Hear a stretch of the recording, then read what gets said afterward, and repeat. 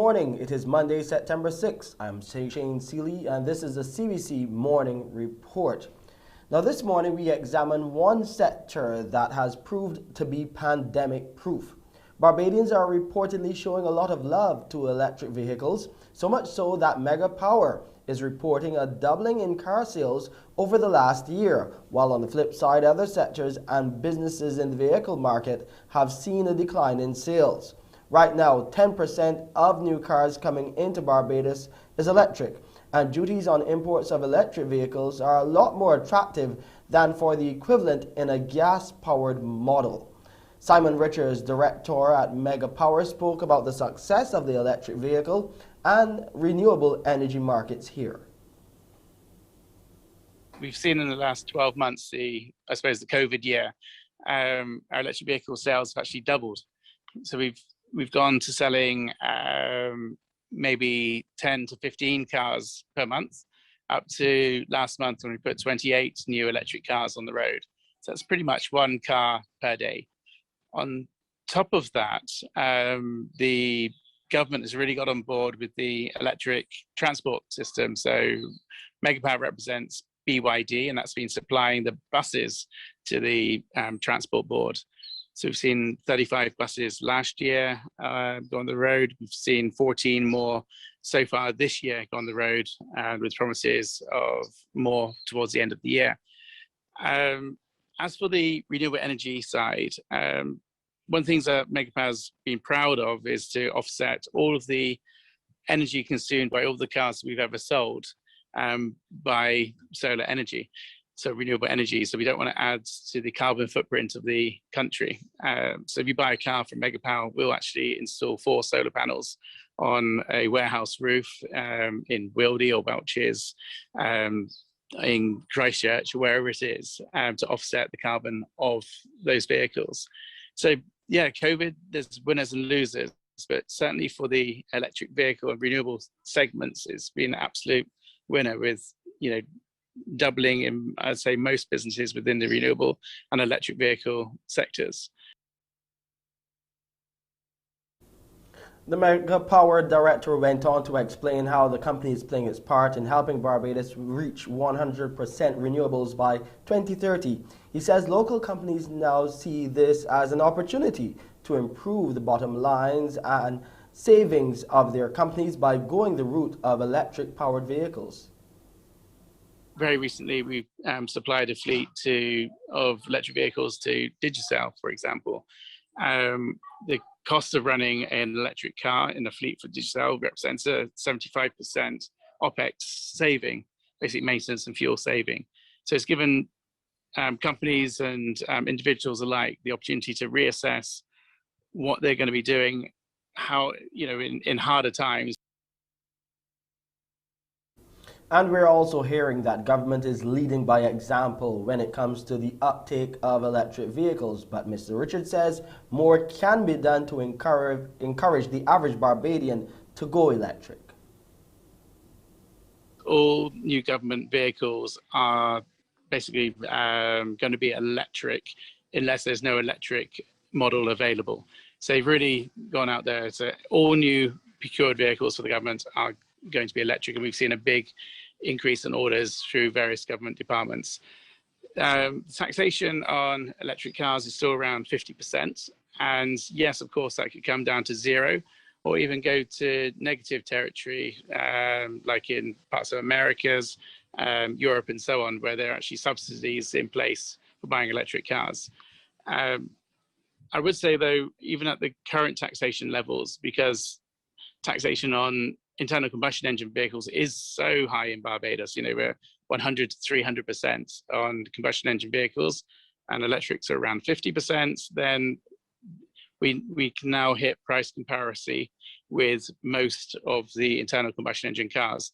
So given that when customers have the choice, there's no longer they have to say it's more expensive to buy an electric car, because it simply isn't. Over 100 new cases of COVID-19 recorded in a day and over 500 people in isolation. We'll give you the details to the latest dashboard and more coming up in our COVID-19 updates.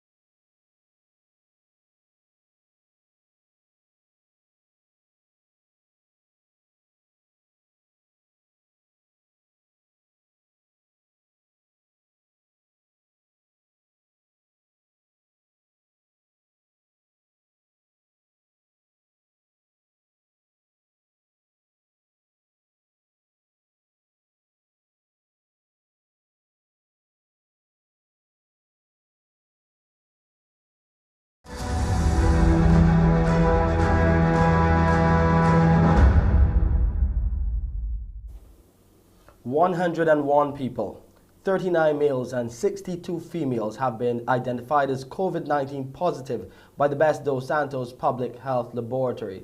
Looking at the latest dashboard, the lab conducted 2,827 tests on Saturday, September 4th. The new cases comprise 72 people who are 18 years or over and 26 under the age of 18. The ages of 3 individuals are unknown. The number of people in isolation stands at 506. There have been 5,349 confirmed cases of COVID-19 since the start of the pandemic in March last year, while the virus claimed 451 lives to date. Public health officials have administered 115,060 first doses of COVID-19 vaccines, while 95,351 people are fully vaccinated. Laboratory officials are once again under pressure to produce COVID-19 results within the promised 24 to 48-hour window. While health officials are putting resources in place to deal with this situation, they say Barbadians are not doing enough to help alleviate the pressure, or Lisa Broom has more. Yesterday, several Canadian visitors were stranded at the Grantley Adams International Airport trying to get back home. They were not allowed onto their Air Canada flight because their PCR test results were not returned on time. Well, Chief Medical Officer Dr. Kenneth George says he is aware and apologized. He tells CBC News technicians at the Best dos Santos Public Health Lab are under pressure. We have indicated to the public there is community spread and Delta variant is circulating. And therefore, there are much more people who are coming to be traced or who have to be contact traced. So we're getting large volumes of local population coming to the lab to be tested. In addition to that, we have the standard traffic that has been increasing from persons who are requiring exit tests to leave the country. He says, however, resources have been put in place to get back to returning test results within a day or two, including adding technical and clerical staff to the lab. We have strengthened our systems with respect to the gymnasium and the airport. We are putting a management structure in place so that those places can be managed better than before. We had some personnel challenges on our end. A few individuals were sick or not at work, and therefore we had to put alternative arrangements in place. The health official says despite all their efforts, Barbadians are still not doing their part. The standard mask wearing, which is not taking place, physical distancing, which is not taking place. Then the next issue, we have asked persons to consider vaccination as a preferable option for you to protect yourself and your family. We continue to receive far too many complaints of breaches of the national protocol up and down Barbados. Lisa Broom, CBC News. Meanwhile, we're hearing about concerns that some of the players in the alcohol industry in Barbados and the region are using the COVID-19 pandemic to promote drinking.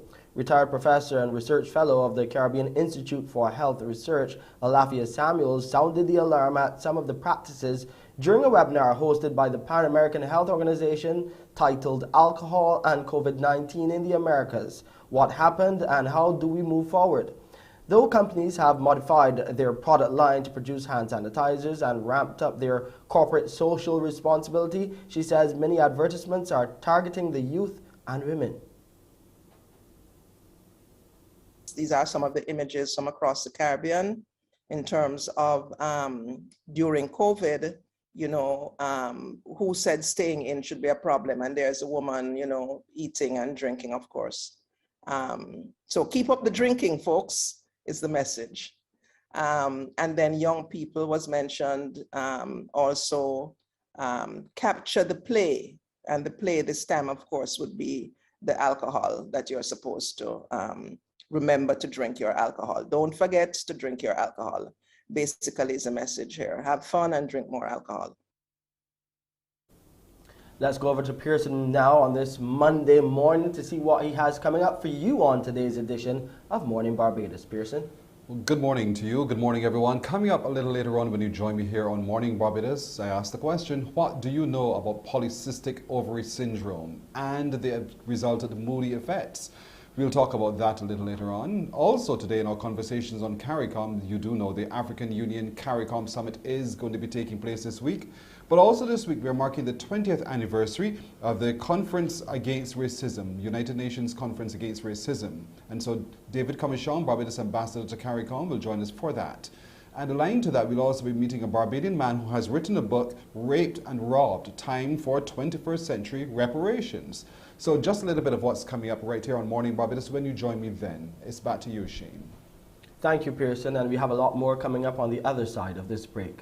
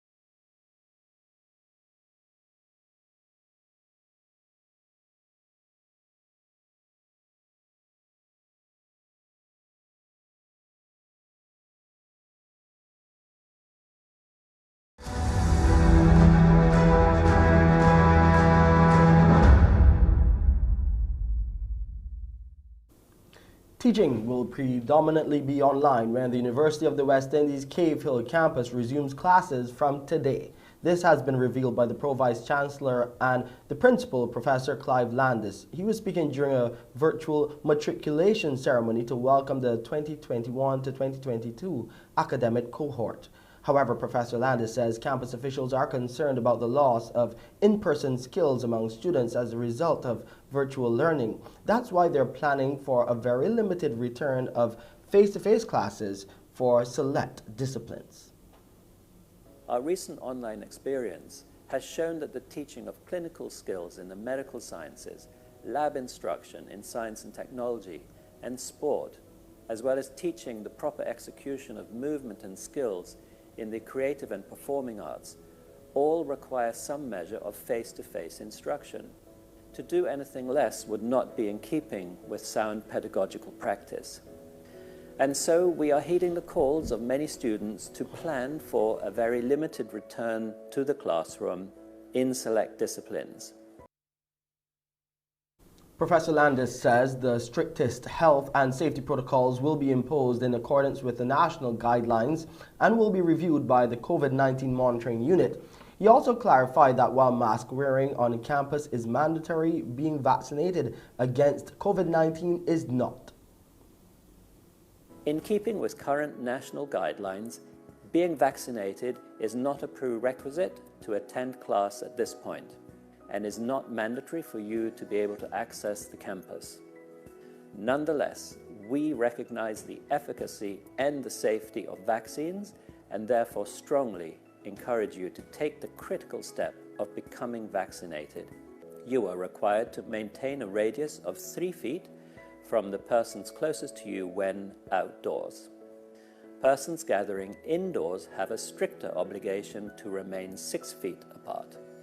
But we are engaging the relevant authorities to seek a slight modification of this requirement under tightly enforced conditions. Barbadians are paying slightly less for some petroleum products from today. The retail price of gasoline, diesel, and kerosene have all decreased, while the price of liquefied petroleum gas has increased, in keeping with the landed price for these products on the international market. Gasoline is now being sold at $3.98 per liter. The price of diesel is now $3.14, while kerosene now retails at $1.32 per liter. Additionally, the adjusted price of the liquefied pound, that's the liquefied petroleum gas, or LPG, 100-pound cylinder is now $156.52. The 25-pound cylinder is now being sold at $44.23. The 22-pound cylinder, $39.09. And the 20-pound cylinder is $53, and well, that's $35.53.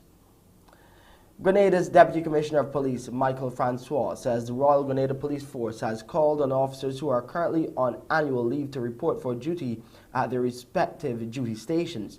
The call was made following an increase in infections of COVID-19 among police officers there. On August 30th, Commissioner of Police Edwin Martin disclosed that 18 officers were COVID-19 positive, but during a news conference yesterday, Francois announced that those numbers have significantly increased. He said there are now 82 positive cases within the Royal Grenada Police Force, and the situation has significantly affected the operations of the RGPF. In Jamaica, meanwhile, the Prime Minister Andrew Holness and the leader of the main opposition People's National Party, Mark Golding, have both discussed various strategies to tackle the COVID-19 pandemic. Recently, COVID has led to an increase in deaths and hospitalizations there. In a message posted on social media, the Prime Minister said that the talks also included his deputy, Dr. Horace Chang, and the PMP's General Secretary, Dr. Dayton Campbell. In the message on Twitter, Holness stated that the parties discussed the national vaccination strategy and ways in which the opposition can participate, among other matters. Over in the U.S., the Coast Guard says cleanup crews are responding to a sizable oil spill in the Gulf of Mexico following Hurricane Ida. We have more in this report. Photos taken by the National Oceanic and Atmospheric Administration show the slick more than 3 kilometers off the U.S. state of Louisiana. Ida hit Louisiana last week and left nearly 1 million people without power. Let's talk to Arlo Hemphill, who's a senior oceans campaigner at Greenpeace USA. He's joining us from Washington, D.C. Hi there. Thanks for your time. You must be very concerned over this oil spill. Tell us how significant it is and what you're hearing about the impact it's having. Unfortunately, this is all too predictable. This is happening again and again and again because we're putting critical fossil fuel infrastructure in the direct line of climate change impacts, in an area that is repeatedly getting pummeled by ever-increasing, more powerful storms, as well as sea level rise. So while I'm very concerned, it's also just a sort of a fed-up moment that we just don't learn from past mistakes, and it happens again and again. We'll get on to that subject and that debate in a moment, but just first tell me what you're hearing or what you know of the impact that this is going to have, both on the short term and long term, on the environment and the surrounding area. Immediate impacts, you'll have direct contamination of fish, dolphins. There is a toxicity danger to local fishing communities, local coastal communities that make their home in the low-lying coastal margins of Louisiana. And then you have longer-term impacts. We've seen in the Exxon Valdez spill that happened in Alaska decades ago, that even decades later, you still have high incidence of infant mortality and cancer among sea otters. And sea otters are eating the very things from Alaska that human beings are eating from the Gulf of Mexico, which is largely shellfish. So our crabs, our shrimp, all of these things, it gets into the food chain and it has long-term both environmental and health consequences. In other international news, soldiers who staged an uprising in Guinea's capital have said in a short broadcast on state television that they have dissolved the constitution and the government in the West African state. However, Guinea's defense ministry says an attack by mutinous special forces on the presidential palace was repelled yesterday. It is not immediately clear who holds power there. Video has been released showing President Alpha Condé looking disheveled and surrounded by special forces personnel. It's not clear where he's being held. The African Union and the UN Secretary General have both condemned the takeover and called for Condé's immediate release. Well, earlier there was heavy gunfire near the presidential palace, but Guinea's defense ministry, which is loyal to President Alpha Condé, said it pushed back against the attack by special forces. Military has been deployed on the streets and they're urging people to stay at home. Well, after seizing control of state television, a special forces commander vowed to restore democracy and said they were acting in the best interests of the nation. Donc pour ce faire, nous avons dissous la Constitution. We have dissolved the Constitution, we will dissolve the institutions, our government is dissolved. We will close the land borders for another week and then we will see what to do with the air borders. We will find the solution to get out of this mess. La personnalisation de la politique. The personalisation of politics, of political life, is over. We will no longer entrust politics to a man, we will entrust it to the people. Well, there have been celebrations in parts of Conakry where there's strong support for the opposition.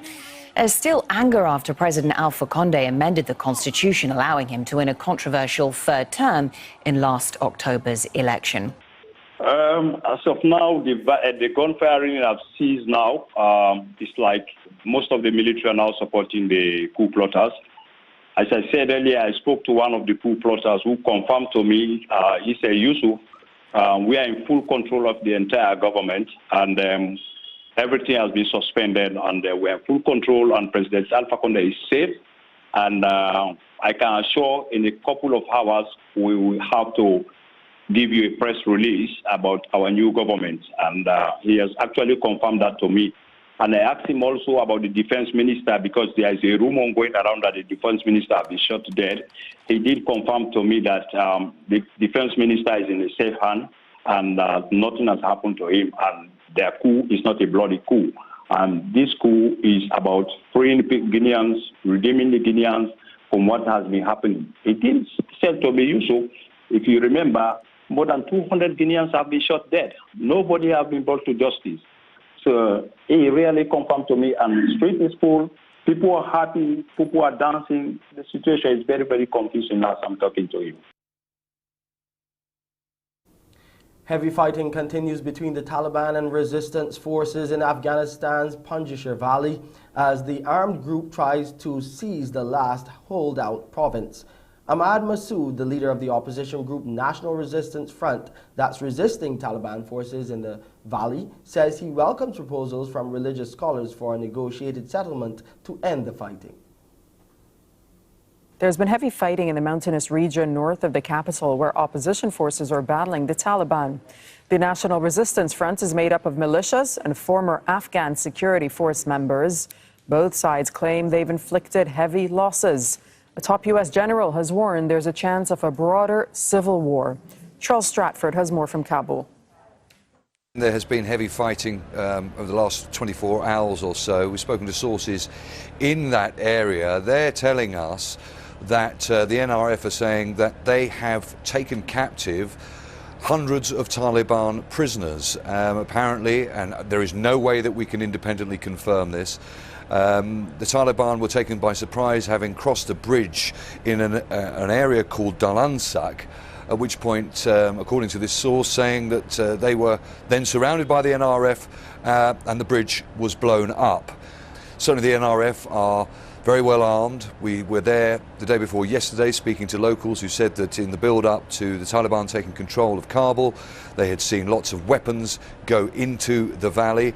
Analysts say that the NRF, which are predominantly made up of former NAA, that's the Afghan National Army, soldiers, militias, and an ethnic minority in that valley made up of Tajiks. And these analysts are saying that this build-up of weapons has been going on for years. There is growing fears about the estimated 150, 200,000 people inside the valley, and all communication has been cut off. We also know that the Taliban, certainly we've been told the Taliban have cut the electricity as well. So it is very difficult to get independent verification of exactly what's going on. Time to look at what is happening in the CPL in our sporting package, and the Trinbago Knight Riders are in third place after last evening's easy win over the Jamaica Talawas, playing at Warner Park in St. Kitts and Nevis. The Talawas batted first after being sent in and scored 144 for 7 of their 20 overs. Top scoring was Carlos Brathwaite with 58, including 7 4s and 2 6s in that knock. Knight Riders responded with 145 for 3 of 17.1 overs to win by 7 wickets. The player of the match was Lendl Simmons. He scored 70 with 5 4s and 5 6s. Let's look at some of the highlights.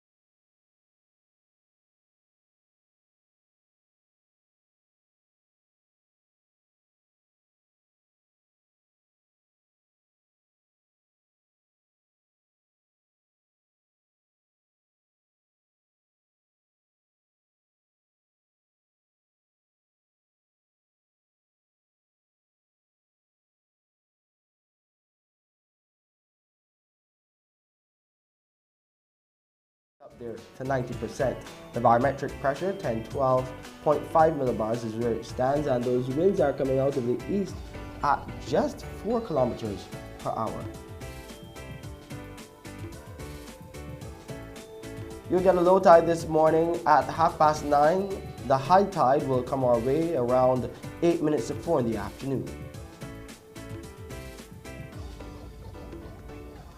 Those seas are moderate in open water with swells between 1.5 and 2 meters and holding steady.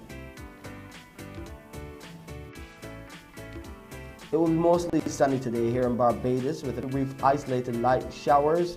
You'll get some localized moderate to heavy showers over some northern and central districts.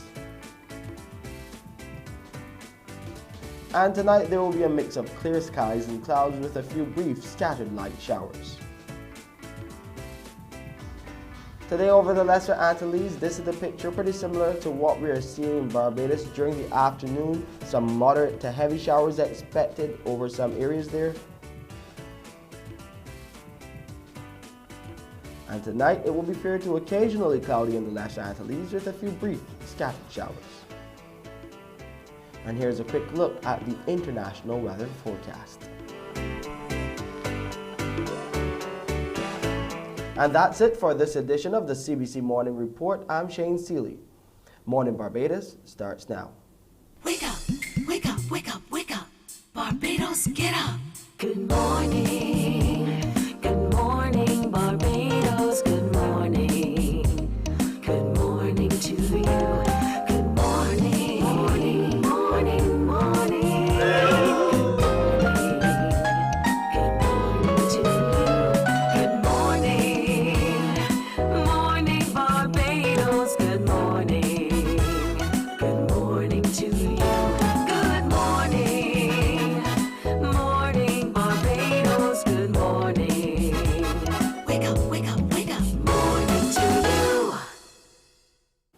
Indeed, good morning to you. Welcome to Monday, September the 6th, 2021. I am Pearson Bowen, welcoming all of you watching us right here in beautiful Barbados on your CBC TV 8 or via the MCTV platform. Or if you're watching us on all of our social media pages as well, good morning. Thank you for joining us today. Today, we look at that partnership between the Barbados Light and Power and the Department of Emergency Management and how it can be of benefit to all of us in the event of any natural disaster. We meet today the Wilkinson siblings, one in Canada, one in the UK, as we connect with them to hear their life story and celebrate it with them as well. And you ask the question, where in the world is Lani Cabrera? We ask it too, but we found her. And so she'll join us this morning right here on Morning Barbados.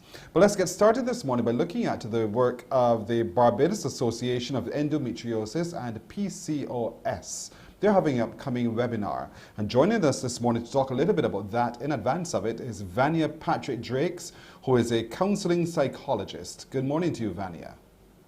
Good morning. Thank you for having me. Thank you so much for joining us. Let's talk a little bit about, and I'm curious as to what PCOS is. I know it's polycystic ovary syndrome, but what is it and how does it relate to the whole question of mood disorders? Okay, so polycystic ovarian syndrome, also known as polycystic ovary syndrome, it is a condition that affects, is common among women of reproductive age, and it affects how the ovaries look. Okay, so there are a number of presentations associated with it. Maybe excess androgens, known as androgens as the male hormone. So usually women only have these androgens in small amounts. But what happens with PCOS is they may have androgens in excessive amounts, right? As the name suggests, it may also be associated with polycystic ovaries. So many cysts on these ovaries, right?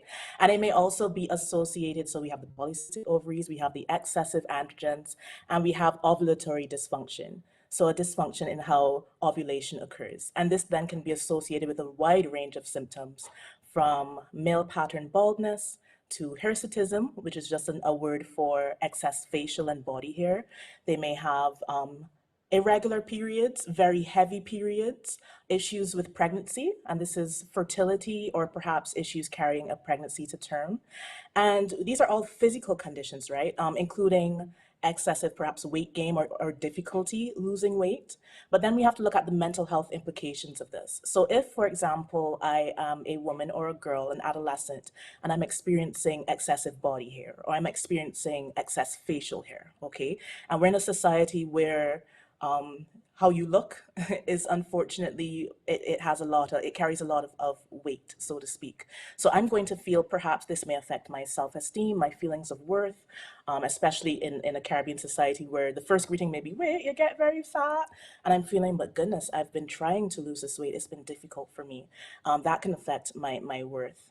I may be affected by chronic pain. Okay, so I may be experiencing very painful periods. And of course, the word period is usually something that is kind of taboo, so we don't like to talk about it. We tell girls and women, oh, it's just your period, just buck up and deal with it, right? But if there's nothing normal, first of all, about debilitating periods. So if I'm experiencing this and it's affecting my productivity at work, it's perhaps affecting whether or not I can feel able enough to go to work, right? I may also feel perhaps shame, I may feel guilt, I may feel anxiety riddled with not just work, but even going out. And a big one is the fertility. So again, there's a lot of pressure placed on women. So when are you gonna get pregnant? When are you gonna have another one, right? And if I am having issues with my fertility or perhaps with carrying a baby to term, especially when these things aren't really spoken about, so no one may really know, and you're persistently asking these questions, or I may be feeling pressured to have a child when I may not even want one. These are all things that can affect women's mood and women's feelings of worth and women's confidence. So when we look at chronic illnesses like PCOS, which is why we're focusing on this webinar that's coming up. We're looking at anxiety and depression, recognizing it, and managing it. So we're going to have two very great mental health professionals on board for this. It sounds exciting and interesting in itself, because I could well imagine a woman looking into the mirror and seeing her physical changes and becoming very disturbed by what she sees coming back at her. But then there are other changes that are happening that are not necessarily on the surface, and so she's trying to manage it. But being able to define and also address it is not just the woman's matter to handle, is it? Is it a situation where you would want all in the family so that they can help this woman through her change? I mean, definitely. And we say women, but this is also a condition that can present itself among adolescents. So first of all, I would encourage anyone who's experiencing symptoms like this to please, you see your medical professional, you discuss the symptoms with them. They will take a full look at your history and your lifestyle habits, and perhaps come up with a treatment plan that is multifaceted. So a treatment plan that would involve perhaps lifestyle modification, medications if necessary, mental health services if necessary. Yes, but as you correctly said, the family's buy-in is very important. So it's very important to have support, whether it's loved one support, support at work with, so there should be some sort of understanding that, you know what, yes, conditions like this are relevant. Conditions like this do affect women, and therefore there should be some sort of something put in place to allow these women to feel like, yes, I am still valid at work, even though I'm going through something like this. Being able to understand is absolutely critical. I was reading a story of a man who was managing his wife's change, and so he called upon the whole family to be able to assist him. He said, in an article that I read, he said it came down to one of three things: whether it's a lack of self-care or time to relax, eating the wrong foods, or a lack of exercise. And it could be as quote-unquote simple as that. But in managing it, he recognized that he also had to change the way he addressed it. So rather than simply say, you know, you're so grumpy, why are you so grumpy? He had to change his method of communication. Or, why are you so low-key? Cheer up, man, what are you worried about? All of those things you're going to be calling upon all of us in this society to be able to understand and to address. So is that going to be also a part of the webinar approaching on the 11th on September the 11th? Yes, we are going to be looking at the effect that loved ones can have on people who are affected by PCOS. But I'm glad that you mentioned nutrition, because on the 12th, we are also having a second webinar looking at nutrition and PCOS, because a lot of the symptoms can be mitigated. I mean, PCOS, it will not be cured, but our symptoms can be managed with a change in lifestyle habits. So we have a registered nutritionist, we have a medical professional on board for that webinar as well, and it's going to be very exciting, where we look at how we can tackle PCOS from a nutritional standpoint. Very busy week for you guys indeed. So are many women presenting with this disorder, and how they're managing? Are they coming to you a lot and saying, you know, I have a problem, I can't manage myself, I'm self-change and I don't understand my moods? Well, 5 to 10% of women, is estimated in research, are affected by PCOS. And unfortunately, again, because these sorts of things are so taboo, or because it's minimized, so we may say, well, it's just a period, like, why are you getting on like this, right? Sometimes women and girls feel a little bit hesitant to step up. Thankfully, we've been doing a lot of advocacy work and a lot of community outreach. So we have established a wonderful community here in Barbados, where we get together and we chat and we speak about the disorders that we may be affected by, not just PCOS, but endometriosis too, adenomyosis, fibroids. And we speak about, okay, well, how can we support each other? And how can we encourage our partners to support us? And how can we let our family know how they can better lend support? So yes, so we do have an established community here, and we encourage any other persons who are affected by these conditions, feel free to reach out to us, and we'd be happy to lend resources and point you towards resources, and lend support to you. So the webinar is on Saturday the 11th, and certainly we want folks right now to begin to register. Tell us how to do so. Okay, so we are active on social media, and you can find us via Instagram, Endo, E-N-D-O, and PCOSBB. That's our tag. We're also on Twitter. You can find us on Facebook, Barbados Association of Endometriosis and PCOS, and all the registration links are there. We have a website, endoandpcosbb.com, and you can feel free to reach out to us on any of these platforms, and we would be happy to assist you with registration. Begins at 2 o'clock in the afternoon on Saturday. It's a great opportunity to meet with these professionals, Dr. Keo Ford St. Hill, Vania Patrick Drakes, and Brenda Roach, all who are very well placed to be able to help you through your anxiety, depression, and PCOS, defining, recognizing, and managing the mood disorders associated with chronic illnesses, hosted by the Barbados Association of Endometriosis and PCOS. Find them on social media, log in and be a part of it. And I suggest that you register today. The earlier you register, the sooner you're finding your seat in the space. But I'm sure, given it's online, there's no capacity limit on being able to access this information. That's right. We'd love all participants. We're welcoming all participants, not just women, but we'd also love to see some men involved so you can find out how to support the women and girls in your life. Absolutely. Vania Patrick Drakes, counseling psychologist, thank you so much for joining us this morning and sharing with us from your expertise and your experience a little bit more about this. It sounds like a very engaging upcoming webinar, and we really want everyone, those of you affected and those of you who are affected by those who are affected, to be a part of it as well this Saturday from 2 in the afternoon. Thank you for joining us. Thank you. You're very welcome. Morning Barbados continues right after this break. Morning, morning, morning. Good morning. Good morning to you.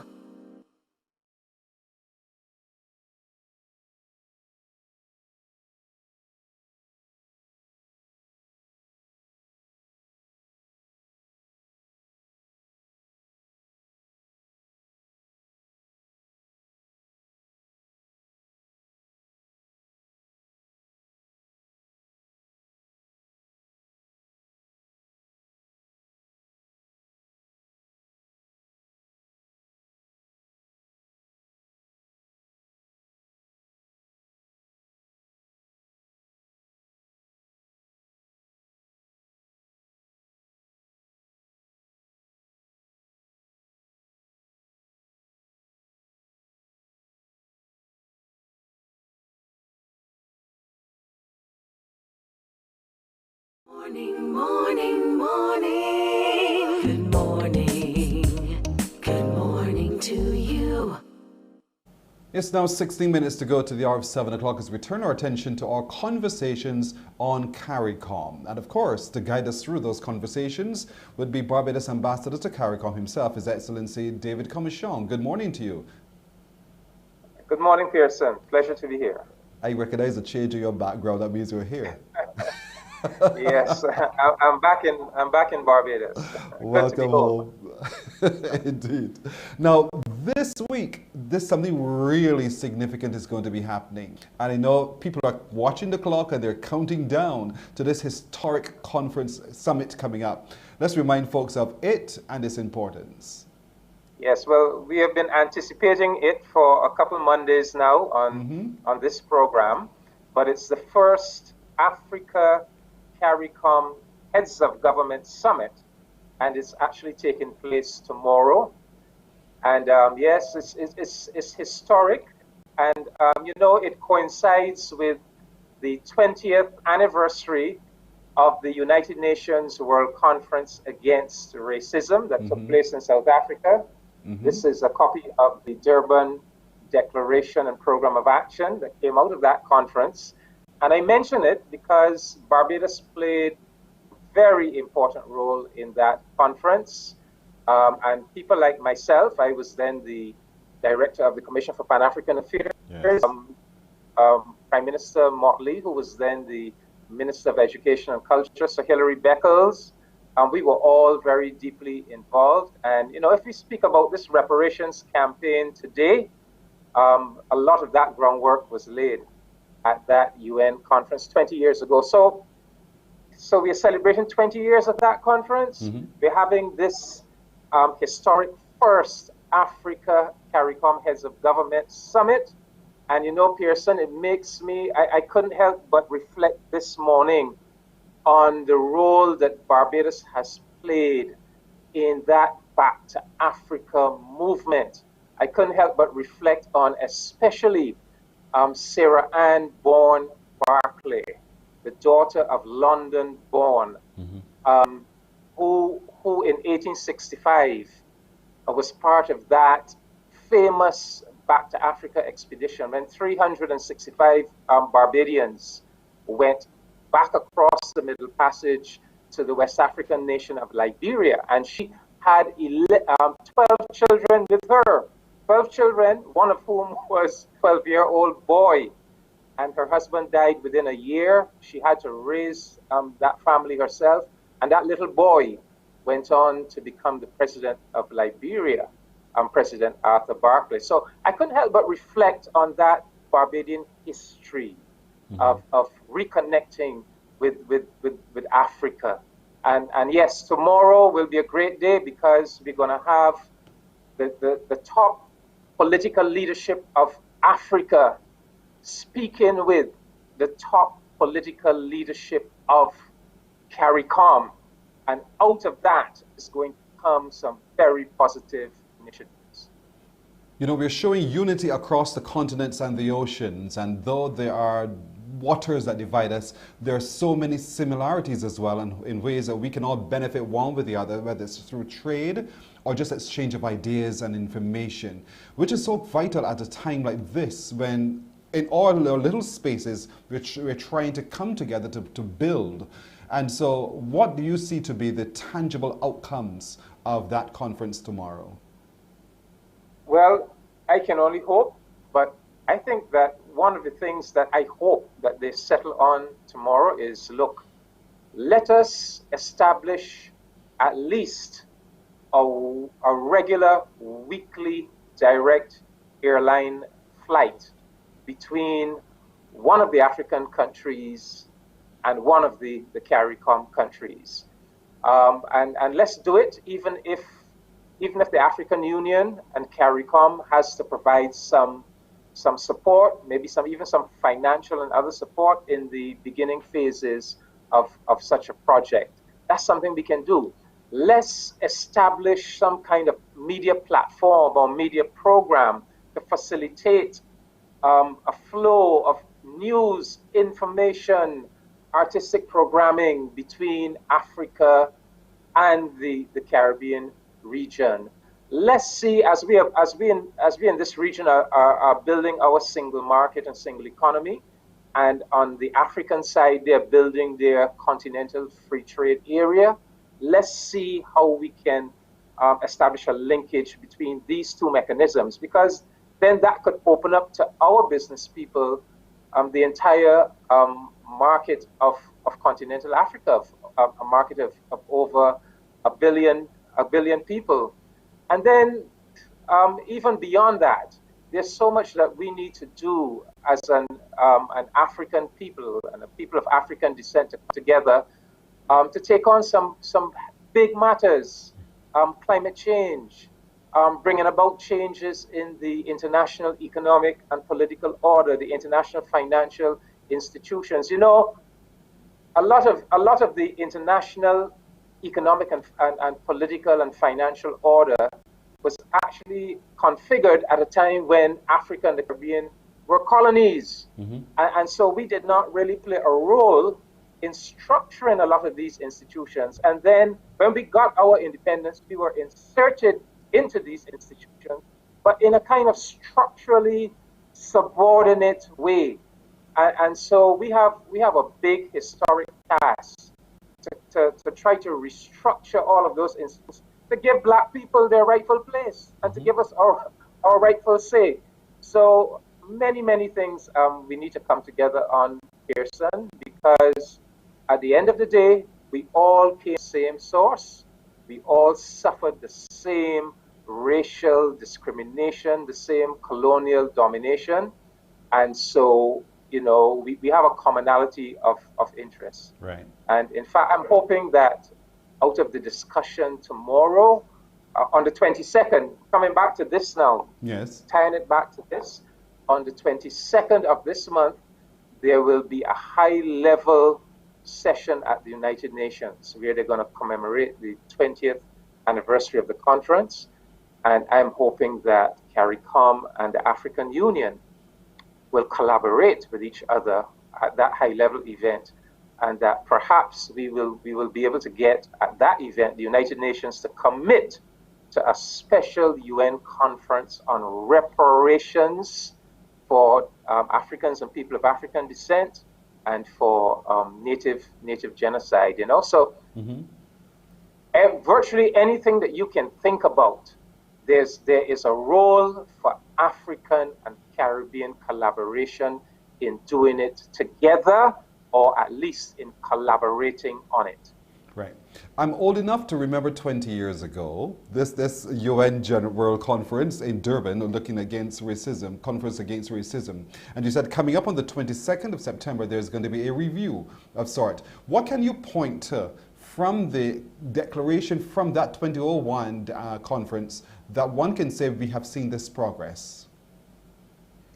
Well, the whole issue of the plight of people of African descent, because of that conference, has gotten a lot more attention at the United Nations, for example.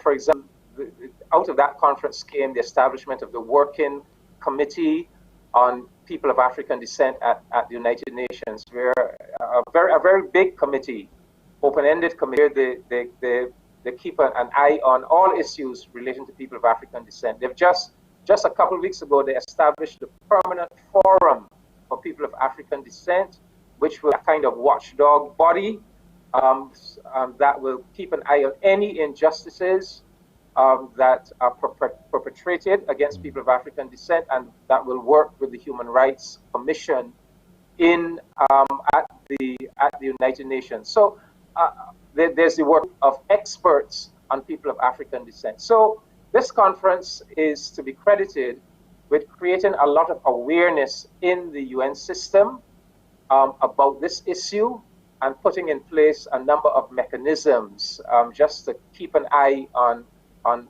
any injustices against people of African descent. Beyond that, I think it laid a foundation for the reparations movement, and yes, the reparations movement kind of took off from this conference. The problem that we have is that movement still faces the hostility and the non-cooperation of the Western and European countries that participated in the slave trade and slavery and so forth.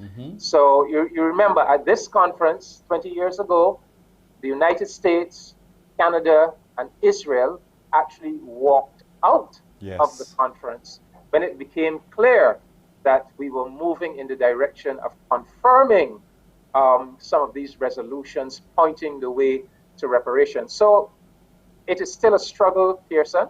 It is still a struggle, but nothing, power concedes nothing without a struggle, without a fight. And I think we have made a lot of progress. But for us, and just to be very clear, when we say reparations, when we in the Caribbean say reparations, we are not talking about some individual financial payment. We are talking about recognizing that because of the history that we went through, because what was done to us, how we were looted and plundered, how we never benefited from the fruits of our ancestors' labor, that we now possess a right to development. And that right to development must be facilitated by all of those entities that develop themselves at the expense of our underdevelopment. So we are talking about technology transfers, debt cancellation, health programs, education programs, you name it. So we are talking development. We are not talking about somebody receiving an individual payment. And we're also talking about repatriation. Yes. Those of us who wish to physically return to the African continent, like our Rastafari brothers and sisters, that should be facilitated and financed by those who were responsible for taking our ancestors out of the African continent. But so these are the kinds of programs that we are talking about. I just have a couple of minutes left. I want to look at Cuba and then at Haiti. What's the latest news coming out of Cuba, though, in terms of the embargo, lifting of it? Yeah, we're gonna have to have a special discussion on that, because truth be told, CARICOM back in May of this year CARICOM made a decision that it was going to up the ante, that we were going to give enhanced activism to helping Cuba to get that U.S. embargo removed. That embargo has done a lot of damage, particularly as a result of the 4 years of the Donald Trump administration. During those 4 years, he tightened that embargo, and then that tightening of the embargo coinciding with the COVID-19 pandemic has really hurt Cuba. Right now, the CARICOM countries are trying to assist Cuba with medical supplies to help them to respond more effectively to the COVID-19 situation. I mean, they produce their own vaccine, for example, but then there's a scarcity of syringes, for example, to administer the vaccine because of the U.S. embargo. Yes. So there's actually an initiative now among the CARICOM countries. Barbados is very, very prominent in it, to send emergency supplies to Cuba. Haiti, well, you know, Haiti still needs our help. The last time when the CARICOM heads met with the Prime Minister of Haiti, he indicated that once the needs assessment, once they had assessed all the damage and they've quantified all the needs, they would let us know exactly, you know, what they want from us. But we have been making financial donations.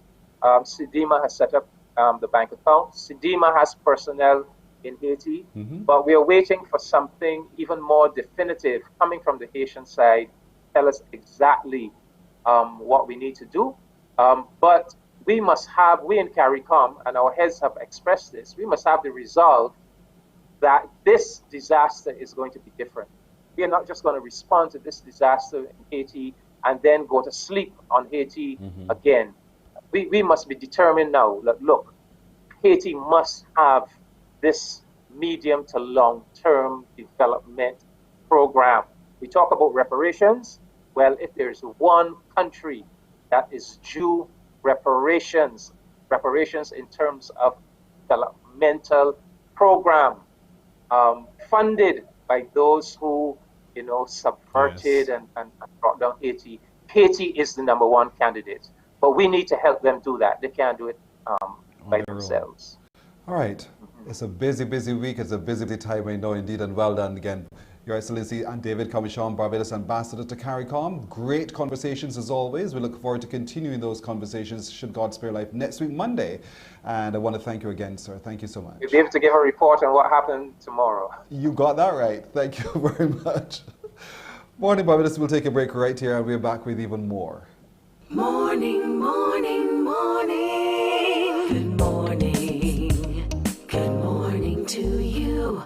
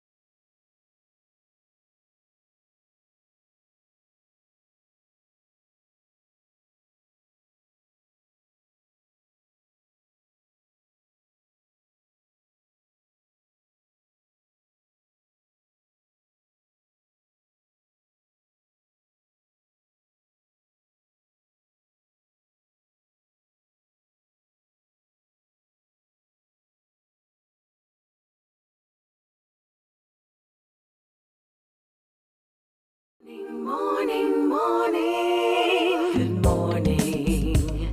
Good morning to you. It is 2 minutes after 7 o'clock. Let's get an update on the news. For that, here is Shane Seeley. Thank you, Pearson. Electric vehicle sales are defying the pandemic, with a local dealer reporting a doubling in sales over the last year. Mega Power is also reporting that 10% of all new vehicles coming into Barbados is electric, and duties on imports of electric vehicles are a lot more attractive than for the equivalent in a gas-powered model. Simon Richards is a director at Mega Power. He told the Morning Report about the success of the electric vehicle market and renewable energy in general. We've seen in the last 12 months, the COVID year, our electric vehicle sales have actually doubled. So we've gone to selling maybe 10 to 15 cars per month, up to last month when we put 28 new electric cars on the road. So that's pretty much one car per day. On top of that, the government has really got on board with the electric transport system. So Mega Power represents BYD, and that's been supplying the buses to the transport board. So we've seen 35 buses last year go on the road. We've seen 14 more so far this year go on the road, with promises of more towards the end of the year. As for the renewable energy side, one of the things that Mega Power's been proud of is to offset all of the energy consumed by all the cars we've ever sold by solar energy, so renewable energy. So we don't want to add to the carbon footprint of the country. So if you buy a car from Mega Power, we'll actually install 4 solar panels on a warehouse roof in Wildy or Welches, in Christchurch, wherever it is, to offset the carbon of those vehicles. So yeah, COVID, there's winners and losers, but certainly for the electric vehicle and renewable segments, it's been an absolute winner, with doubling in, I'd say, most businesses within the renewable and electric vehicle sectors. The Mega Power director has also been explaining how the company is playing its part in helping Barbados to reach 100% renewables by 2030, and he says local companies now see an opportunity to improve their bottom lines and savings by going electric.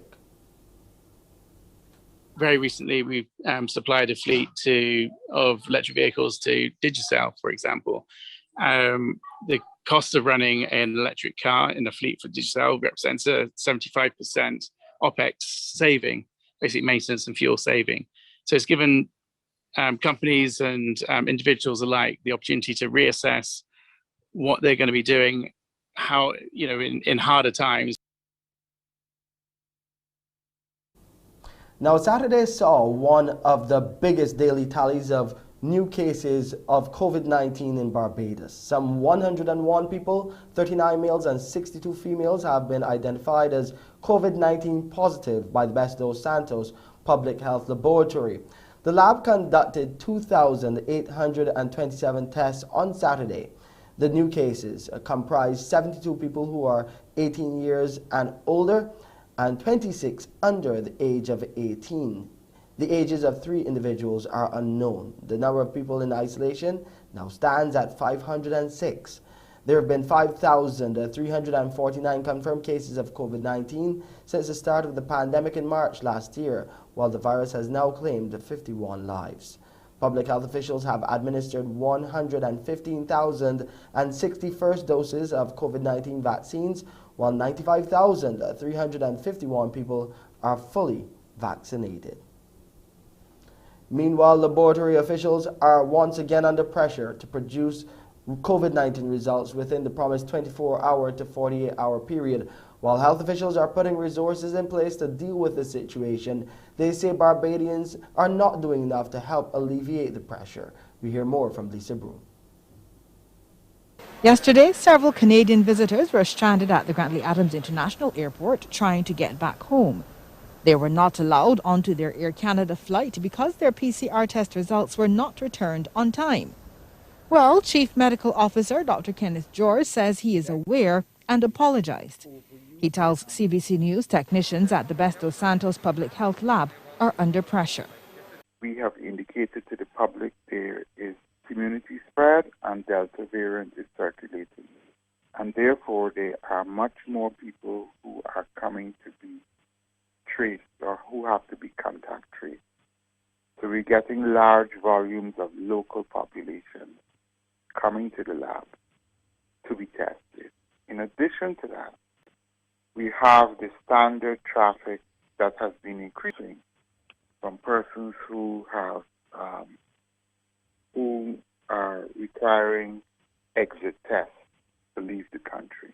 He says, however, resources have been put in place to get back to returning test results within a day or two, including adding technical and clerical staff to the lab. Lisa Broom reporting there, and that's our 7 a.m. headline news for this morning. I'm Shane Seeley. It's back over to you, Pearson. Thank you, Shane. Our time is now 8 minutes after 7. We'll take a break here, and we're back with our Crumbs question of the day. Morning, morning, morning. Good morning. Good morning to you.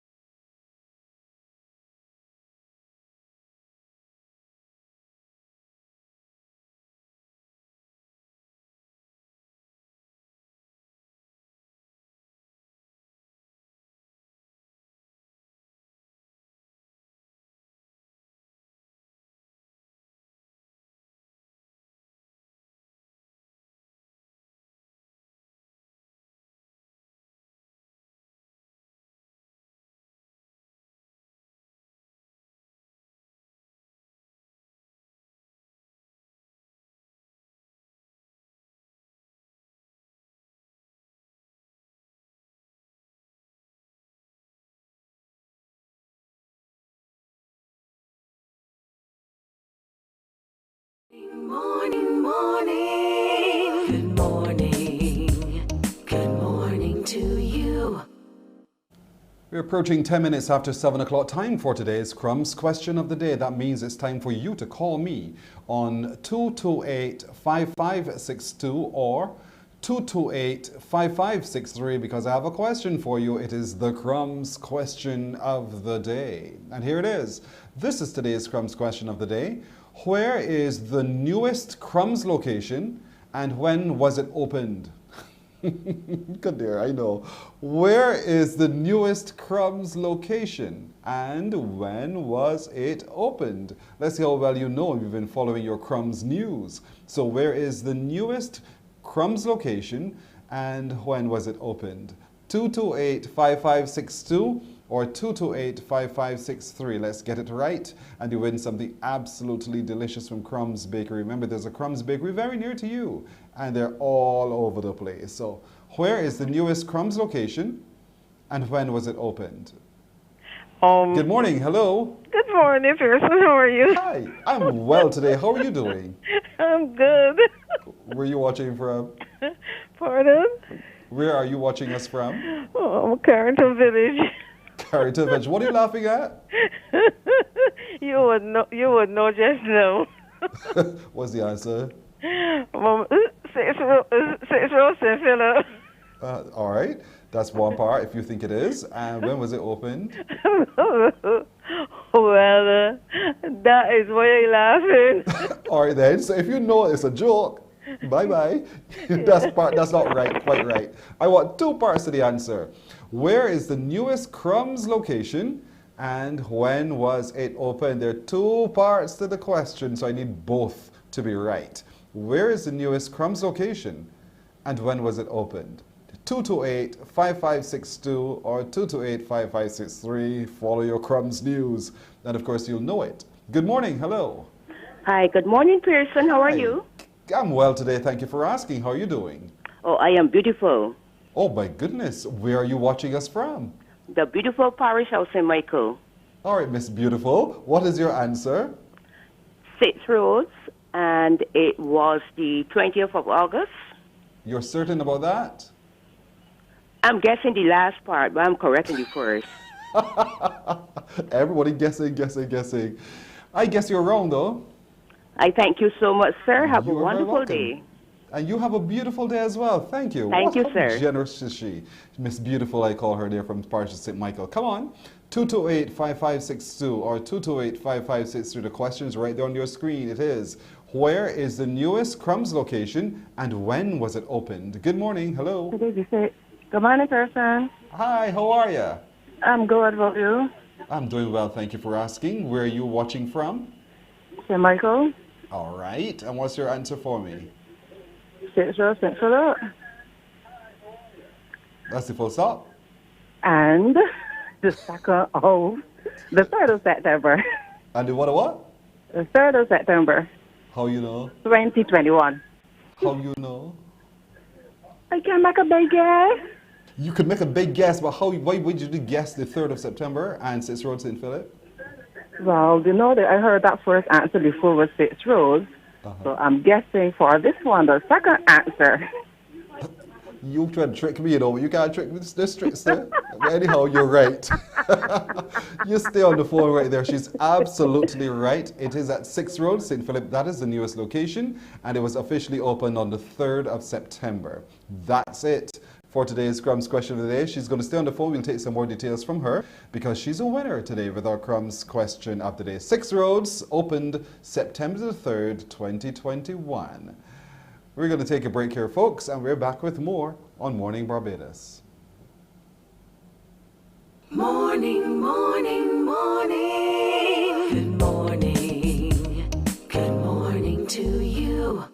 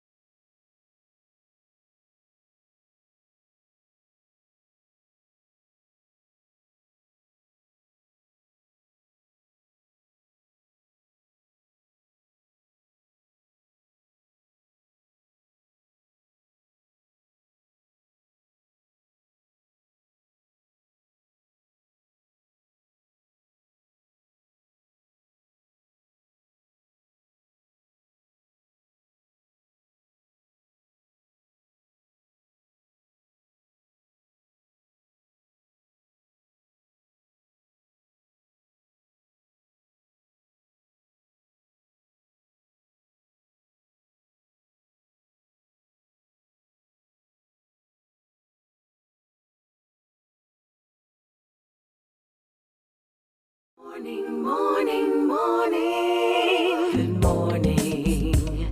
Good morning to you. 60 minutes after 7 o'clock now. In plenty and in time of need, the Barbados Light and Power has always been there. And so this morning we want to look at the recently announced partnership between the Barbados Light and Power Company and the Department of Emergency Management. Joining us this morning is a communications coordinator with the Barbados Light and Power Company and who is also the DEM liaison, Jennifer Blackman. And with her is Selwyn Brooks, who is St. James Central DEO consultant, also with the Department of Emergency Management. Good morning, both of you.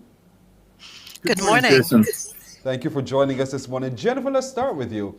This partnership, why? Well, the DEOs are critical to the restoration process after any emergency.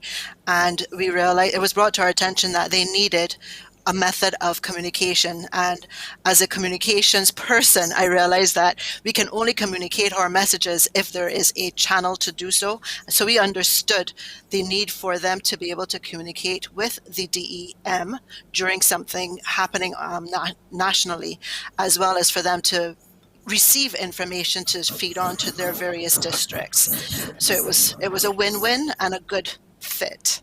Indeed so. So what is it that the Barbados Light and Power has done for the Department of Emergency Management? We were able to donate 90 CB Citizens Band radios to the DEOs, which works out to 3 radios per district emergency organization. Now, Selwyn, that must be quite a gift. Let's talk a little bit about that. Now, 90 divided by 3 comes to 30. That's a lot of DEOs on the island, and we know we only have 11 parishes. So let's talk about the development of the District Emergency Management in recent times and the benefit of this donation to your work. Yes, morning, Pearson. The district emergency organizations are currently aligned to the constituency boundaries. There being 30 constituency boundaries, there being 30 DOs. The DOs make a valuable contribution to the Department of Emergency Management's Community Resilience Program and initiatives. And the donation at this time, especially after the passage of Hurricane Elsa, was very timely. We have seen in the past that we would have had some challenges where, as a voluntary organization, some of the units may not have been able to acquire the individual radios and to continue to build that level of capacity that we need. So I think the donation from the Light and Power at this time is very timely, and very shortly the radios have been programmed, they have been marked and identified, and very shortly will be distributed to the district emergency organizations. Over the last year and a half, we have had sustained training initiatives so as to equip the members of the district emergency organizations not only to the effective use of the radio communications, but we have had quite a wide range of training initiatives, and it is going relatively well, having now established a DO in each constituency in Barbados. Which makes me wonder, how were you communicating before during disasters? By telephone, by cell phone? We do have some level of communication capacity. We're using the same VH radio. Of course, you know, the technology with the WhatsApp and the various social media, we can only use that before impact. But it's very likely that during and after impact, these services can be affected, as was seen with the passage of Elsa, where electricity and telephone services, as a result of the complications associated with Elsa, those disruption of utility services were compromised. But prior to that, we did have some limited, and this 90 donations will enhance and improve our capacity tremendously. Now, Jennifer, he just invoked the name Elsa. We know what happened during the passage of Hurricane Elsa here, and you know how communication was in some way hampered severely. And so this contribution, this donation to the work of the Department of Emergency Management, let's talk about how you see it being able to assist in natural disasters. Well, for one, it would definitely help with the flow of information. Having, as you mentioned at the beginning, I am one of the company's 3 DEM liaisons when the NEOC is stood up, NEOC for National Emergency Operations Center. And it was very clear while I was there that we needed information to come in, so we would know the information that then had to flow to the various agencies that are assigned to the NEOC, so that we'd be able to help with the restoration efforts as soon as the all clear was given. So having all 30 DEOs up and running and with the ability to communicate outside of established networks in terms of mobile, etc., is a big plus for the country, and it will help all agencies work better collaboratively to get restoration going.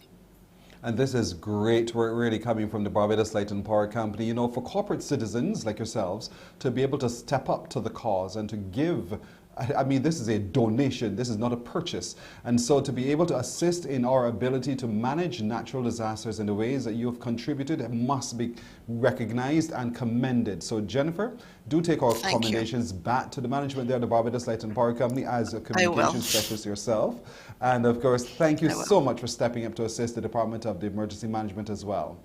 And for you, Selvin, for the yeoman service which you continue to do over the years, because this is not the first time for you. You've been in this for a while. And so we want to recognize your contribution as well to saving lives and helping to restore lives where necessary. Well, life and the things that we take for granted where necessary as well. Thank you so much, both of you, for joining us this morning. Thank you. Thank you. You're very welcome. Morning Barbados will continue as we go to a Beijing Afar right after this. Morning, morning, morning. Good morning. Good morning to you.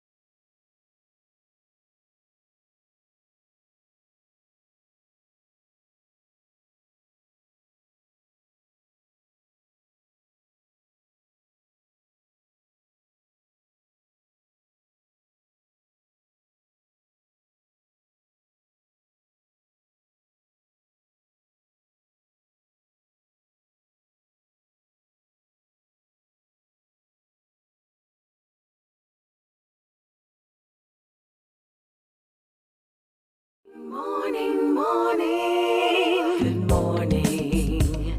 Good morning to you. 24 minutes now after 7 o'clock. We are about to meet the Wilkinson siblings, really truly in our Beijing Afar. Let me introduce you right now to Sharifa Wilkinson and Kano Wilkinson. Good morning, both of you. Good morning. Good morning. Good morning. Which one is older? I'm the older one. So you're the one who would have shed the lashes, right? Who would have shared it? Yes, of course. Of I course. you cannot forget that discipline that your sister would have administered, would you? Oh, no, definitely not. Great. I'm so glad both of you could join us. Sharifa, what you do is so distinctly different from what he does. Describe for me what it is that you do. Yes. Well, it's interesting. We both work in education. I work as a university lecturer focused on business management with a specialization in sport. But on the side, I really enjoy technology and talking about hair. So recently I've created a hair care app. Mm-hmm. Tell me about that. The hair care app's called Coiled, and essentially what it's meant to do is help people with textured hair research and find products that are not only right for their hair, but also align with their values. So if they want to shop Black owned, for example, you can find hair products that are Black owned. If you want to find eco-friendly products, our app helps identify that as well. I actually have a Bajan brand on the app, healthy kinky hair botanicals, I believe, or healthy hair botanicals. So yeah, that's pretty cool as well. But the app requires me to enter some details, wouldn't it? So that it knows what I'm looking for. Correct. So what I ask every single user to do is create a hair profile. And then once a hair profile is created, from there, the algorithms are there to help you determine whether or not the app will work for your hair or the products will work for your hair. Are you a scientist? I wish. No. I just found that there was an issue in the hair care market, and I wanted to help eliminate that issue or help to help people like me find the right products for their hair. So that's how it came about. And so, Kano, you're sitting there listening to your sister's story. How does that make you feel? hearing her story? It's very exciting getting to see her create the app and really fill that market that was just completely open. I think it's really good what she's done, and I hope that it will continue to expand and more people will hear about it and learn about it and be able to use the app successfully, because it's an excellent app, and I think once downloaded, everyone will see that. Yeah. All right. But you're no wallflower yourself, because you've also done some great work. Tell us what you do. Yes. So right now I'm an educator at a nursery, but I also work in primary schools and middle schools. I work with special needs children, and on the side, I am a writer and an actor. Look at you guys. None of you do a lot of things on the side. This is so interesting because you're not a one-track person. But I want to talk to you, Kano, about your work with the children with disabilities. What are the disabilities that you manage through your education? Varying levels of autism, selective mutism, social anxiety, as well as Down syndrome. And how is that going for you? Pretty good. This was my first time working within the UK. Before I was working in Korea, but it was to teach English, not really special needs. Mm-hmm. So it's been an adjustment, learning about all the different abilities of the different children, but I'm really enjoying it. Yeah, wow. Something new for myself. Sharifa, have you ever seen any of his acting work at all? Yes, I have. My family, I think one of the best parts about being a part of my family is that everyone gets really involved and really engaged in whatever projects those are. So when we were in Toronto, Kano used to do quite a few live performances. Mm-hmm. So we would pretty much, once all my family comes together, we can fill an auditorium or fill a small space. So I've seen him act quite a few times. He's pretty good, I have to say, and I'd say I'm probably one of his most critical people, or I critique him the most. So what is it that you think he needs to improve on? Oh. Ooh, that's a very good question. She should say nothing. No, he's very good. He's very good. I just want him to get out there and do some more acting. So I think once he's out there acting some more, people will see his value, his worth, and he'll be away. Mm-hmm. Right now, are both of you in the United Kingdom? Yes. Correct. Right. But Sharifa, you came by way of Canada. Well, actually, I was living in Australia before I moved to the UK. Mm-hmm. My background outside of academia is working in international sporting events. So I'd moved to Australia to work on the Commonwealth Games. And then after the Commonwealth Games were done, I decided to spend some more time in Australia. And then I moved to the UK because it's one of the best places for sporting events. I was supposed to work on things like the Euros and maybe get contracts to the Olympics in Tokyo. But due to COVID and some of the challenges associated with that, I've ended up in the UK focused on academia more so than sporting events. Oh, well done. What about you, Kano? Were you always in the UK? No. In 2019 to 2020 February, I was in Korea, Daegu, Korea. I was teaching as an English teacher. And kind of when my contract came up, I didn't want to go back to Canada just yet. So Sharifa invited me over to the UK, where I started teaching here. Wow. Talk to me as Barbadians in the United Kingdom. It is so vastly different. You've traveled the world. You've been to Korea. You've been to Australia.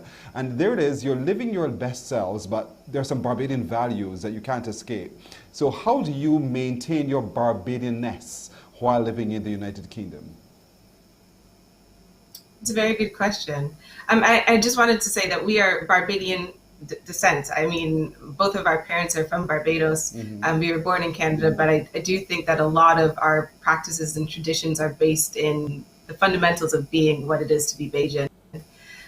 I think from my perspective, Sundays are family time. So we cook a big Sunday meal. I've started to add macaroni pie to the list, but I try and make sure it mimics as close to our traditional values as I can. So every Sunday I'll cook some rice, some chicken, some vegetables, or I'll switch it up, add some macaroni Rice and peas. Right. Rice and peas. Rice and peas, yeah, but It sounds good. yeah, so What we about try. your, have you grown an appreciation for soca music? Yes, definitely. We love soca music.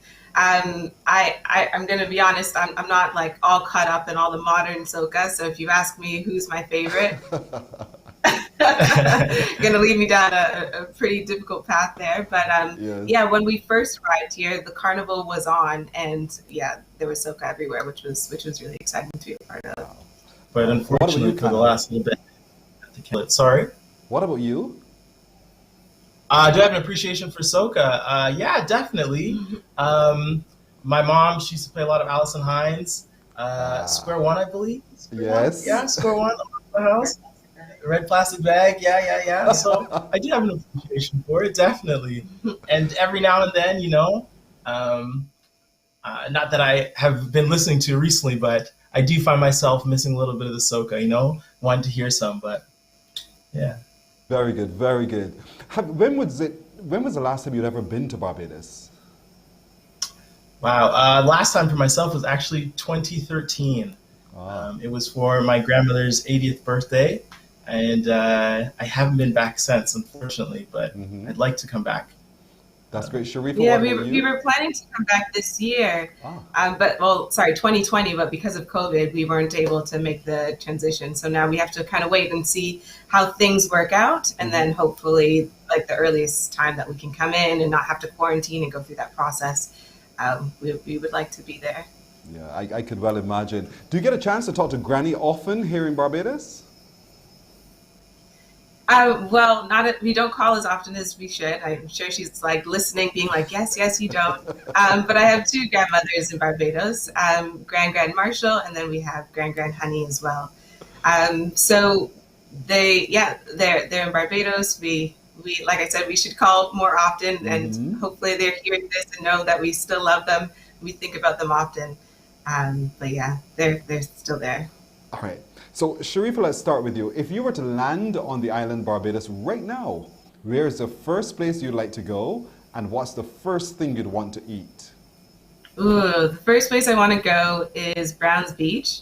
I love it. It's close to my family members. Let's go straight to the beach. Let's put my feet in the sand and go for a little bit of a swim. And then after, let's go to Chefette and have a chicken roti. You are a real Bajan. You are a real Bajan. What about you, Kano? Definitely oysins. My uncle took me to this stand, and there was this girl who was making, I think it might have been flying fish. She was baking flying fish, and it was some of the best fish I've ever had in my life. To this day, I still dream of that fish. It was excellent. They talked about it for days and days on end. Oh. This is the best fish. You have to go here. You have to have this fish. Yes. Well, the next time you're back, please take up some frozen fish with you so that you can cook it while you're there and enjoy that fish that we love so much here on the island, flying fish. It's one of our part of our national dish with the cuckoo. Have you ever tasted cuckoo, by the way? Yes, I have. And you like it? No.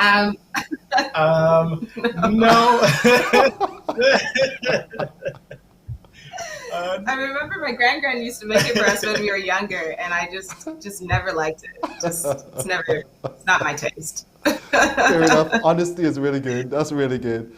Listen, Wilkinson family, I'm thoroughly enjoying talking to you this morning. Thank you so much for joining us. We want to celebrate who you are and for being Bajans, even though you were not born here. You sound, and not in terms of the things that you understand about who we are, you clearly understand what it means to be a Bajan by root.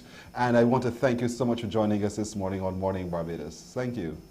Thank you. Thank you Just very wanted much. to say a little hello to Aunt Lou and Vern. I know they're watching. Auntie Cheryl and the family. Auntie Sophie. Thank you, everyone, for your support and love. Good. Thank you so much, and take care. Have a good day. You too. Take care. Bye. Likewise. Morning Barbados will continue right after this break.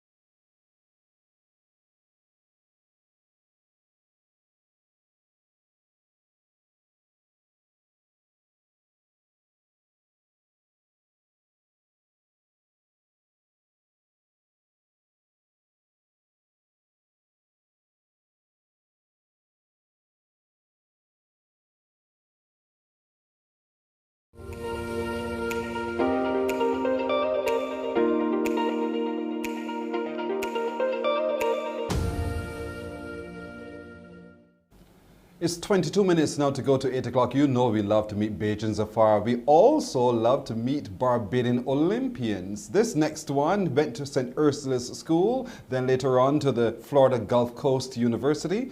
And she is outstanding, a Barbadian somewhere in the world. Lani Cabrera, good morning to you. Good morning. How are you doing? I am doing well. Thank you for coming through. Where in the world is Lani Cabrera? Right now, I'm in a very small town in the north of Italy, a little bit a ways from Milan. Mm-hmm. And how has it been for you in this little small town, just a little bit ways off Milan? You know, life in general has been great here. I'm really enjoying Italy, the culture the Italians have here. Mm-hmm. The pandemic put a little bit of a strain on life, but other than that, I have no complaints. Life is going good here. Natural question in everybody's mind is, how did you get to Italy in the first place? Well, I have to thank my sport for that. I am currently working for a company, Mirtha Pools. If anyone that's watching, it's been by the Barbados Aquatic Center. We just supplied some starting blocks for the pool there. And it's a company that does prefabricated swimming pools, and we're very much involved in the competitive swimming world. So we've done the pools for the Olympic Games, World Championships, etc. And in a ways, I was kind of recruited by the team in the US, and I worked a few years for the team in the US before kind of job transitioning over to the headquarters here in Italy now. Wow. And I'm so glad to know that the sport that you love, you've given your life to, is still what you're very much involved in, even though from a different point of view. But you also have a bachelor's degree in public relations, advertising, and applied communication. Congratulations, firstly. Thank you. Thank you very much. Again, an estimate that I have to thank for my swimming, because due to my swimming, I was able to attend university, Florida Gulf Coast University, like you mentioned, on a full scholarship. So I was able to kind of study abroad for 4 years and kind of get that degree in the US while I was training. So it was a perfect little, swimming really kind of shaped me, not into the woman that I am today, but now as a career business lady, all these doors that I opened, I'm able to walk into. Well, that's fantastic. When you see people in the pool swimming, Mirtha Pools included, do you get that bug to yourself, want to dive in and go for it still? I do not. I do not. I really am enjoying staying in the swimming world, but it's lovely to be on the other side of things, not having to get up at 6 a.m., 5 a.m. I mean, and I was fortunate when I did it. I had a very supportive family. My dad was up with me every morning, going with me to the practices, but I can't say that I missed that. I cannot say that I missed that. You're honest. That's the most we can ask him to be honest about. That's great. But you also have a passion for traveling and that kind of thing. So where have you been? Where have your travels taken you? Well, fortunately, I've been around the world.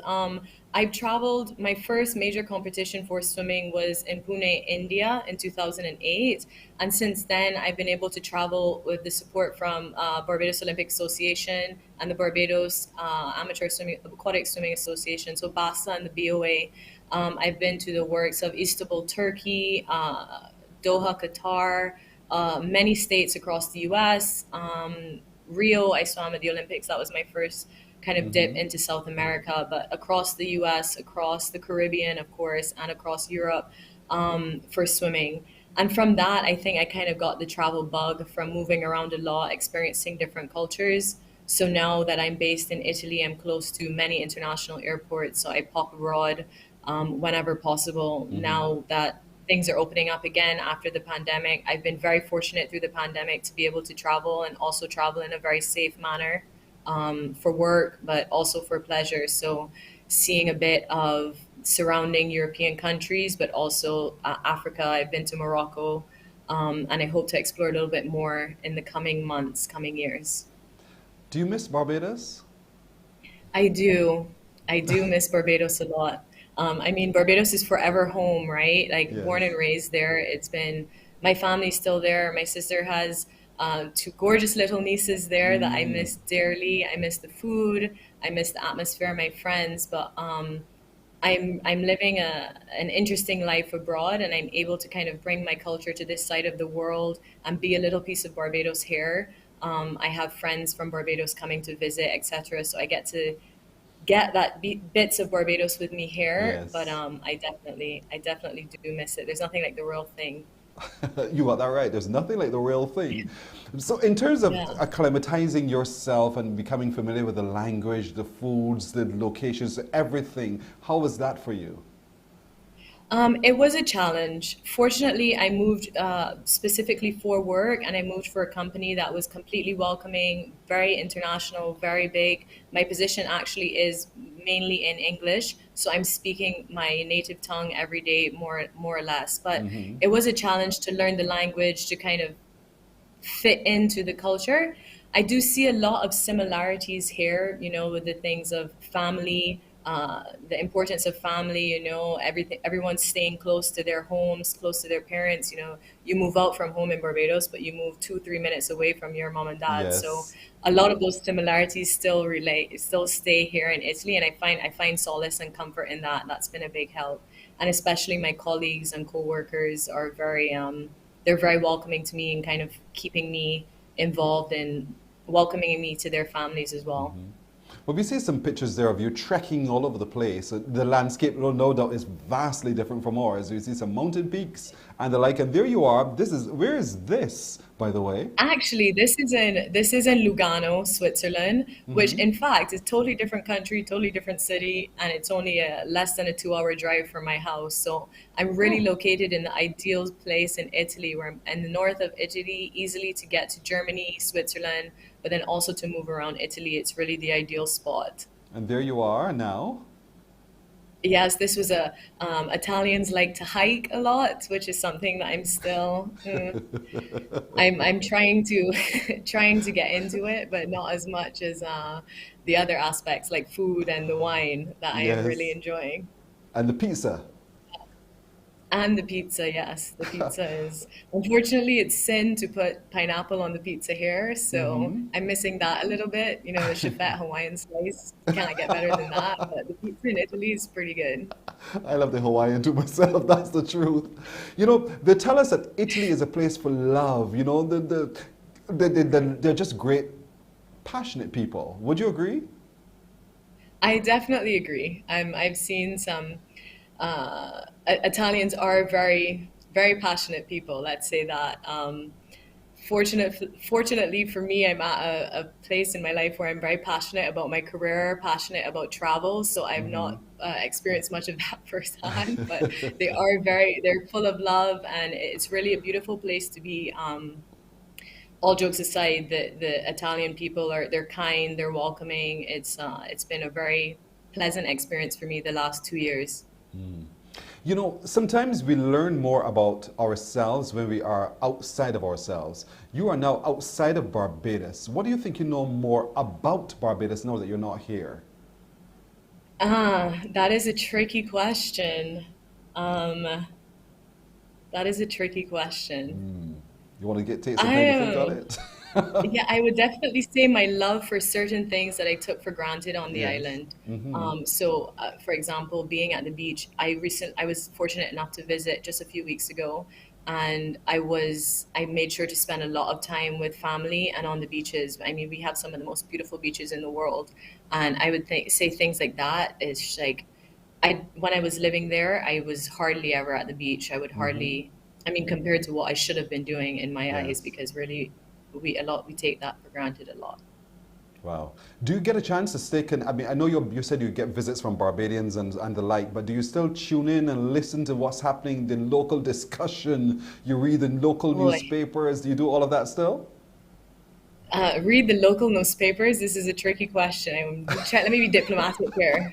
I stay involved, I do, especially in sport, because this is something that I think, like sporting in Barbados, the talent that we have on the island is really incredible. I try to stay away from certain messages that are being portrayed in the media, especially because being a first-hand athlete and knowing all of the work that we put into striving to be our very best and trying to be the best, moving away from home, a lot of our young athletes are leaving Barbados to go abroad for school, for scholarships, to further their potential.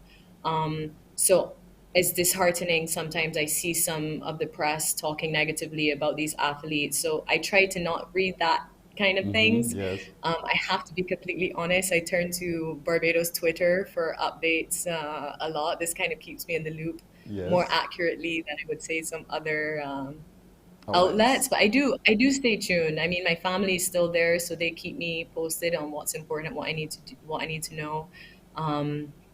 So I am very much involved, yes. This is beautiful. Watching you there, and we're thinking Lani has grown up before our eyes. We've seen you as a little girl in the pool here doing well, and watching your career all the way through. And here it is now, you're a brand manager for a big company, Merthyr Pools, and doing very well living there in Italy. Lani, it's been our immense pleasure of meeting and talking with you, and we really will wish you all the best with your career. And I know your passion for the sport will cause you, no doubt, one day to come back and be a part of the administration of the sport. Something tells me.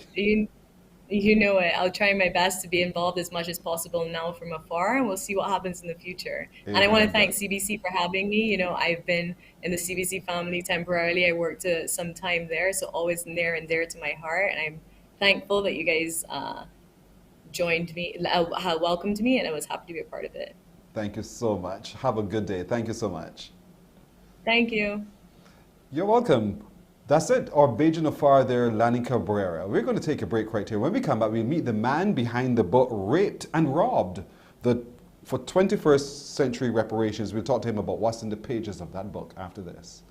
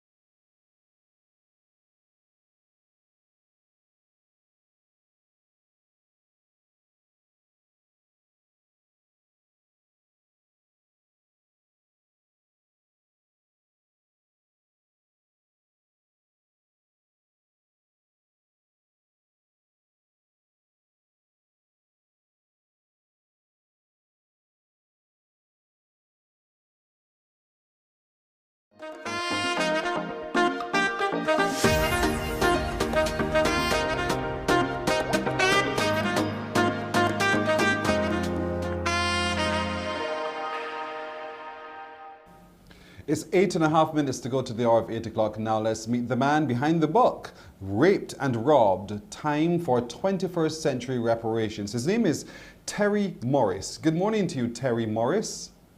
Good morning, Mr. Boynes. Good morning, Barbados. What's up? What's up? Look at that. Now tell me a little bit about this book that you've written, Raped and Robbed, Time for 21st Century Reparations. If I may say so myself, I think this is the most comprehensive book on reparations. This book covers the total descendants of Africans on this side of the world. We cover from Canada to Argentina. The tip, all right, that's where the Atlantic slave trade took place. So I go through all these different islands, countries, South Central America, and the Caribbean. And we talked about the impact that slavery, segregation, discrimination, colonialism, and genocide had on our people. So you document that in the book, and so we can read our history. But then you're asking us now, you're saying it's time for reparations. Look at that, we've been raped and robbed. Time now for reparations. How are you making that call for reparations? Okay. I don't know if you remember last year during the pandemic, and there was one incident that occurred in Minnesota, and it triggered a worldwide Black Lives Matter movement. Yes. Now I was doing the research. I was about to finish the book when that incident occurred. All right. I've been in the struggle a long time. I'm not the oldest person in the struggle, but it occurred to me that while it's important that people have demonstrations, they highlight issues and they focus on what's going on currently, you need a long-term solution to a problem. All right. So I think part of it, not totally, part of it has to be reparations. The person who murdered George Floyd got convicted. All right, he's going to do some time. Where do we go from here? I have traveled throughout the Americas, and one thing I noticed, 100 years ago, Marcus Garvey noticed the same thing. Every time I see people who look like me, they're on the bottom. Now that was designed that way, all right? Europeans didn't go anywhere on this planet, nowhere on this planet where they did not dominate. That's a historic fact. Africans, however, were on the bottom. It is time for a change. We weren't put on this earth to be the hewers of wood and drawers of water. Everything that affects human beings affects us more, even COVID. And you can't say it's a question of numbers, because if it was a question of numbers, you have a 94% Black population here in Barbados. So then if it was a question of numbers, the majority, while you rule politically, you do not rule economically, all right? We knew about South Africa, the same thing. So when Europeans go anywhere, they dominate. It's time that we get some justice. Right. Would you consider yourself a historian? History is my first passion. I'm an attorney by profession. I'm a professor, but I would consider myself a historian. So when we read the book, Raped and Robbed, Time for 21st Century Reparations, is it just a happy little story through history, or is it something that you are called to action that you're hoping coming out of reading between the pages? All right. Well, it has a historic base. The book has a historic base. And what we go to a current situation. Like, I happen to live in New York, all right? I happen to be in Barbados. Shout out to Barbados right now. So we cover not just slavery in the United States, but Jim Crow and the impact of what that's going on right now. So we look at Barbados. There's one chapter on Barbados, by the way, and there's a chapter on Jamaica, and there's a chapter on Haiti. There's one chapter combined Cuba and Brazil, because Brazil had the largest slave population, this part of the hemisphere, and Cuba for the Spanish. And then the biggest chapter is on all the islands, South Central America, and the Caribbean. So that's basically how it is. We talk about the history of reparations, and then the last chapter, I make a case for reparations. Right. If not now, when? If not us, who? That was from Dr. Martin Luther King's speech, one of his speeches. So you're going to be having a book signing. When is the book signing, and where is the book signing? The book signing is today. We're having two signings. We're having one signing at 4 p.m. and we're having the second signing at 5:30. It's happening at the Captain's Annex, 36 Blowers Plantation, St. James. Shout out Julie Cumberbatch, the owner of that location. Blowers Very dynamic sister. Correct. And So we'll be there today, and I'd like to see you people come out here, especially the young people. Right. So it's today at Blowers Plantation. One signing is at 4, The second is at 5:30, and we'll get to interact with you while we're there receiving and purchasing our copy of Raped and Robbed, Time for 21st Century Reparations, autographed by you naturally because it's a book signing. And, you know, get engaged with you, have a discussion as well as we move our way towards reparations through the journey that we would have all lived as, through our ancestors' journey, really. So we're looking forward to this. It's this afternoon, 4 and at 5:30 at Blowers Plantation, the Captain's Annex. Number 36, Blowers Plantation in St. James. Do you have any idea as to how to get there off the highway? We turn where? Do you know? When you see the sign that says Portville Sugar Factory, Uh-huh. all right, I believe that's the Maps Highway. Right. Right. You see, you turn left. You see a sign saying Portville Sugar Factory. You turn in, and after that, you can't get lost. Okay, so we just go past that sign and we make that left turn and we're good to go there. You make the turn. All right, Looking forward to seeing everybody. I'm there to listen. I'm there to learn. All right, we are too. So thank you so much for joining us, Terry Morris, who is the author of the book Raped and Robbed, Time for 21st Century Reparations. We wish you all the best with today's book signing. Thank you, sir. Thanks for having me. You're very welcome. Remember, folks, that book signings at 4 and again at 5:30 this afternoon at the Captain's Annex, number 36 Blowers Plantation in St. James today. And you can go engage with Terry, get to know more about what he's written, have your book signed as you purchase it as well. And then you read the book Raped and Robbed, Time for 21st Century Reparations. We got to leave it right there, everybody. I want to thank you so much for joining us today. We do encourage you to continue watching us here at CBC TV, Beijing TV. Don't forget, tomorrow there's that big African Union CARICOM Summit, which you will watch here on TV8, and then we'll hear more from you. Catch you tomorrow, should God spare life. Wake up, wake up, wake up, wake up. Barbados, get up. Good morning.